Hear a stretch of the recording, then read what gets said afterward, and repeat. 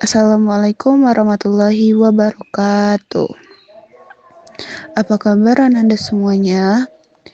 Nah, di video pembelajaran kali ini kita akan membahas mengenai penyelenggaraan jenazah, terutama memandikan dan juga mengkafani jenazah.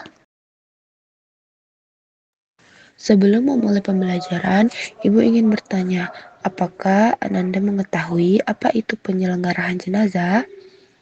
Atau apakah Anda semua pernah mengikuti kegiatan penyelenggaraan jenazah? Jika tidak, di video kali ini kita akan membahas apa itu penyelenggaraan jenazah dan bagaimana cara penyelenggaraan jenazah yang sesuai dengan syariat Islam, terutama berfokus kepada memandikan dan juga mengkafani jenazah. Nah, penyelenggaraan jenazah. Makna penyelenggaraan adalah mengurus atau merawat. Sedangkan istilah mayit dan jenazah ini terkadang tumpang tindih dalam penggunaan di dalam masyarakat. Namun lazimnya istilah mayit ini diperuntukkan bagi orang mati yang belum mendapatkan perawatan. Sedangkan istilah jenazah ditunjukkan kepada mayit yang telah mendapatkan perawatan semestinya. Apakah Anda tahu hukum dari penyelenggaraan jenazah? Ya, hukum dari penyelenggaraan jenazah itu adalah fardu kifayah, di mana artinya jika sebagian orang muslim telah melaksanakan kewajiban tersebut, maka kewajiban tersebut dianggap telah dipenuhi oleh seluruh umat muslim yang ada di sekitar. Namun, jika tidak ada seorang pun yang melakukan kewajiban tersebut, maka seluruh umat muslim yang ada di sana itu akan berdosa. Nah, dalam memandikan jenazah tidak boleh dilakukan pada tempat terbuka dan dilihat oleh orang-orang umum. Jadi, orang yang memandikan jenazah adalah orang-orang yang tertentu. Seperti yang pertama, orang yang diwasiatkan sebelum orang tersebut meninggal. Misalnya si A meninggal dan sebelum meninggal dia mewasiatkan untuk si B dapat memandikannya nanti. Kemudian, jika mayitnya laki-laki, maka bisa ahli waris asobah. Asobah laki-laki, contohnya seperti ayahnya, kakeknya, anak laki-lakinya, dan yang lainnya. Namun, jika mayitnya perempuan, maka yang bisa memandikannya itu seperti ibunya, neneknya, anak perempuannya, pokoknya yang sesama perempuan. Atau jika pun dia lawan jenis, itu tuh masih dalam bentuk mahram, contohnya seperti suami istri. Dan orang yang memandikan ini orang yang membantunya adalah orang yang memiliki sifat amanah. Karena jika nanti pada saat pelaksanaan memandikan jenazah terdapat keburukan atau aib jenazah, maka orang yang memandikan ini harus amanah. Jadi tidak boleh memberikan atau membocorkan aib dan keburukan jenazah tersebut kepada masyarakat. Nah, Nanda sampai sini apakah Anda semua sudah paham? Jika sudah, maka akan kita lanjuti alat-alat yang diperlukan dalam memandikan jenazah. Yang pertama, orang yang memandikan itu harus memiliki sarung tangan dan juga kain atau masker yang akan dipakai agar terjaga dari najis, kotoran, dan penyakit si mayit. Kemudian, masker tadi sebagai penutup hidung juga untuk menjaga orang yang memandikan agar terjaga dari penyakit.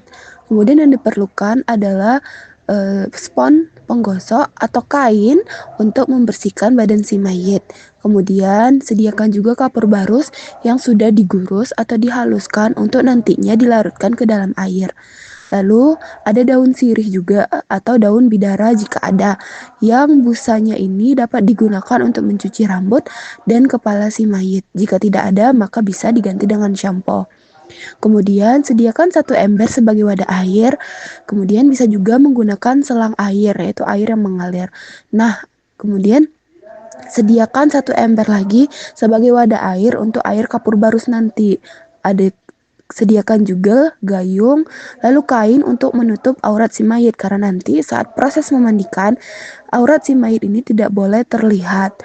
Kemudian sediakan handuk atau kain untuk mengeringkan badan si mayit setelah selesai dimandikan. Kemudian sediakan gunting kuku untuk menggunting kuku mayit jika kuku tersebut panjang. Nah, berarti sekarang Ananda sudah mengetahui kan apa saja alat-alat yang dibutuhkan dalam memandikan mayit atau memandikan jenazah? Jika sudah, maka kita lanjut ke dalam tata cara memandikan mayit. Setelah kita menyediakan alat-alat dalam memandikan jenazah, kemudian kita letakkan jenazah pada tempat pemandian yang tertutup, seperti yang kita bahas di awal tadi, terhindar dari penglihatan masyarakat. Jadi hanya orang-orang yang memandikan saja yang dapat melihat proses pemandian. Nah, kemudian lakukan atau lemaskan persendian mayit dengan cara yang lembut. Adapun melemaskan persendian, hikmahnya untuk memudahkan ketika dimandikan. Caranya dengan merentangkan tangannya lalu ditekuk dan direntangkan pundaknya lalu ditekuk. Kemudian lakukan pada tangan satunya lagi. Demikian juga dilakukan pada kaki si mayit. Kakinya kita pegang lalu tekuk, kemudian direntangkan sebanyak 2 kali atau 3 kali, sampai ia mudah untuk dalam proses pemandian. Aurat yang ditutup pada mayit, jika mayitnya laki-laki, maka auratnya cukup dari pusar hingga lutut, dan dari dada hingga lutut bagi wanita. Setelah hal itu dilakukan, maka bisa kita lakukan dengan mengistinjakan si mayit. Dengan cara angkat kepala si mayit sampai ia mendekati posisi duduk secara lembut.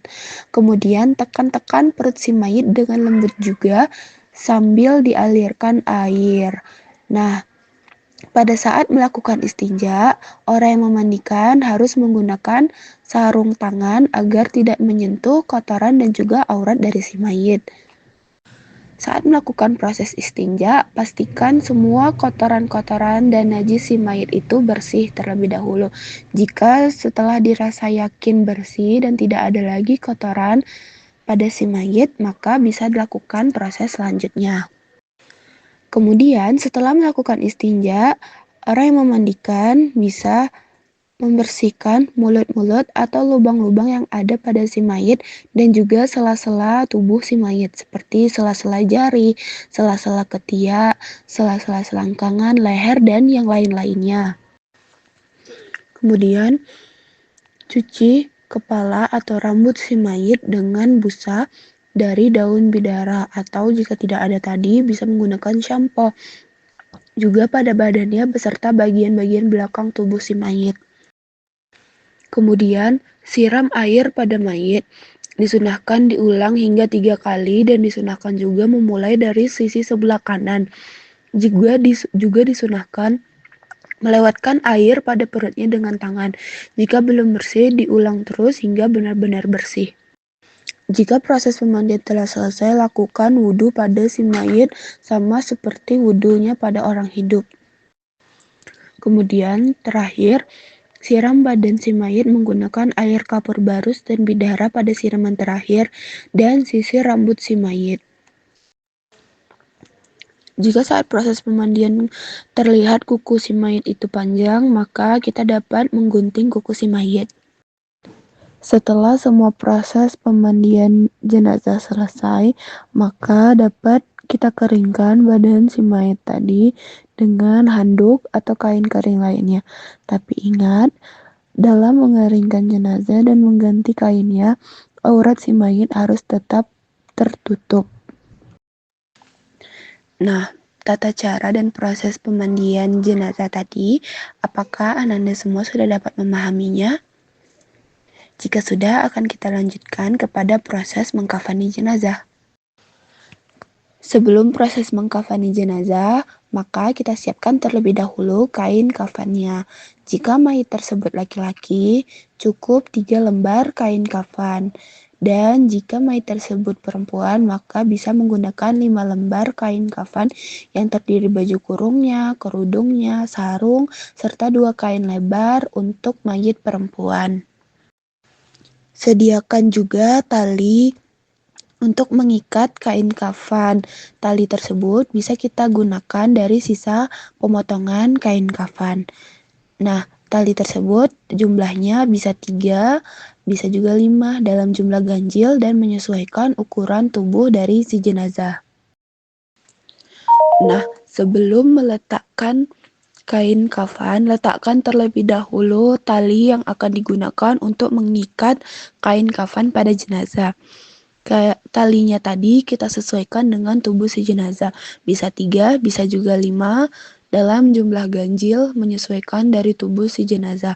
Setelah tali diletakkan, maka kita letakkan kain yang paling lebar terlebih dahulu.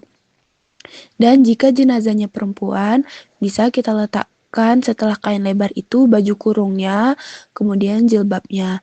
Namun jika laki-laki, cukup kain lebar dan juga sarungnya. Setelah kita meletakkan kain kafan tadi, bisa kita letakkan atau kita taburi wewangian pada kain kafan tersebut. Kemudian kita letakkan jenazah dalam posisi terlentang dan tangannya disedekapkan di dadanya. Kemudian kita sumbatkan kapas pada lubang-lubang si mayit seperti lubang hidungnya, lubang telinganya, dan yang lain-lainnya. Setelah itu bisa kita mulai menutupi tubuh si mayit dengan kain kafan. Nah, saat proses menutupi tubuh si mayit dengan kain kafan, pastikan kain yang menutupi aurat dari si mayit tersebut tidak terbuka, sehingga aurat si mayit tadi itu tidak terlihat oleh siapa-siapa. Lalu, mayit dibungkus dengan lapisan pertama, dimulai dari sisi kiri yang dilipat ke kanan, kemudian sisi kanan dilipat ke kiri, sedangkan untuk lapis kedua dan ketiga sebagaimana lapis pertama. Bisa pula lipatan pertama, kedua, dan ketiga itu diselang-seling. Setelah si mayit tersebut tertutup dengan kain kafan, maka bisa kita ikat. Nah, saat mengikat, posisikan ikatan berada di sebelah kiri, sehingga nanti pada saat proses pemakaman, ikatan tersebut mudah untuk dibuka. Maka proses mengkafani telah selesai. Selanjutnya untuk mensolatkan dan juga mengkuburkan jenazah akan kita bahas di pertemuan selanjutnya. Sampai di sini, apakah Anda semua dapat memahami bagaimana tata cara memandikan dan juga mengkafani jenazah? Nah, untuk evaluasi pembelajaran kita, akan kita lakukan praktek di minggu depan. Jadi nanti Ibu akan membagikan Ananda ke dalam beberapa kelompok agar bisa praktek secara berkelompok. Jadi, cukup sampai di sini pembelajaran kita mengenai memandikan dan juga mengkafani jenazah. Semoga Ananda dapat memahami apa yang telah kita pelajari hari ini. Kita tutup dengan mengucapkan hamdalah. Alhamdulillahirabbil alamin. Ibu akhiri dengan Assalamualaikum warahmatullahi wabarakatuh.